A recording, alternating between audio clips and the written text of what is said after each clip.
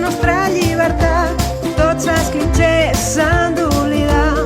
Aquesta és la meva realitat.